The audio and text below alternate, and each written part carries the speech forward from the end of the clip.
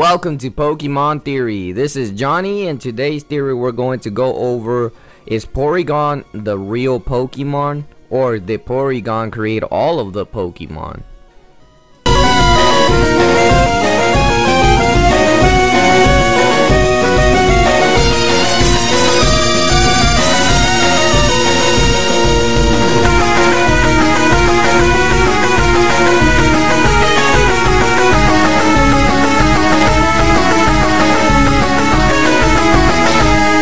Do you wish Pokemon were real? What if I told you at least one Pokemon was real? Meet Porygon, the virtual Pokemon. Sure, you might be wondering, why out of all Pokemon I would consider this to be a real life Pokemon? Well, let's take a look at its Pokédex entries.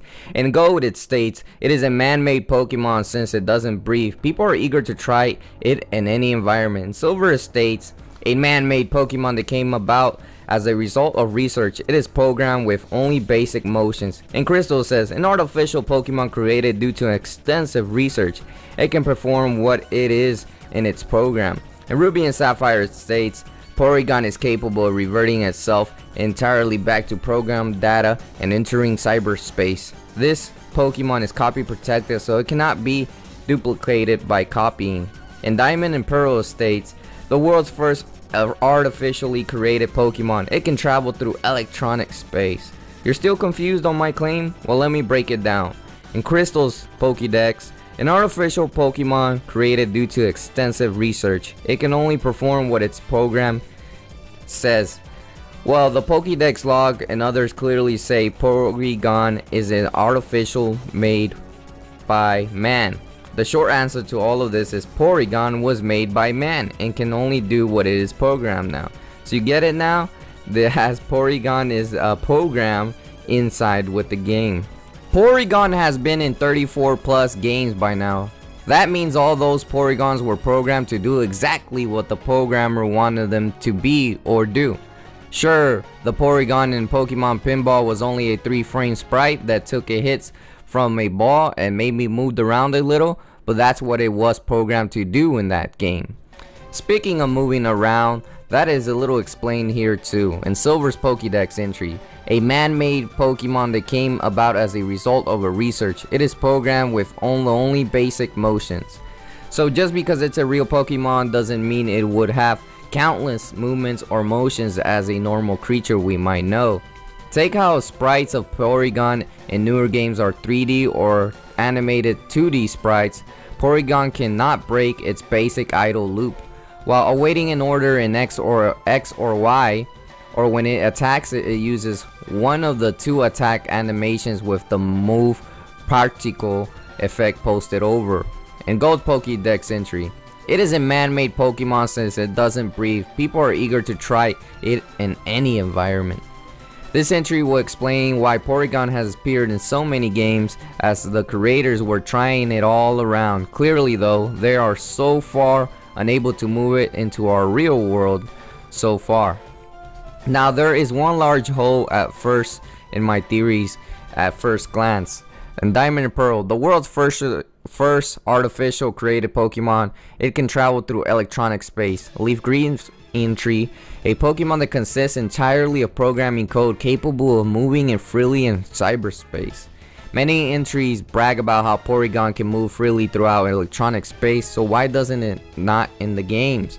Well, my response to this is Crystal's entries, an artificial Pokemon created due to extensive research, and where the right line is, it can perform only what it's in its program, like Isaac Asimov's 3 laws of robotics. Some programming has higher priority over others.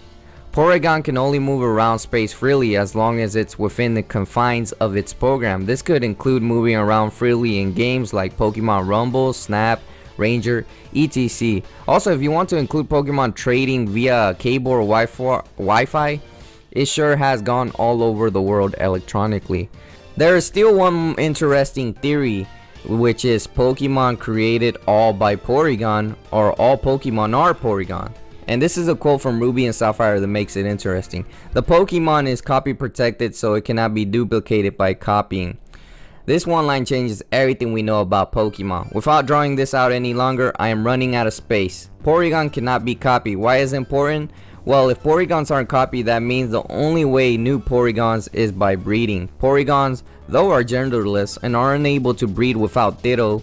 Ditto is in many things but a computer code. I think not, or is it? Stepping back a little, if Porygons is real for being a program, then what does that make all the other Pokemon in the video games? Just bits of code to give Porygon meaning in life? Or do they all have their own pre-programmed goals limit as another Pokemon I've been talking my links about? My radical theory is not only are all Pokemon in fact Porygons, but in turn because of that.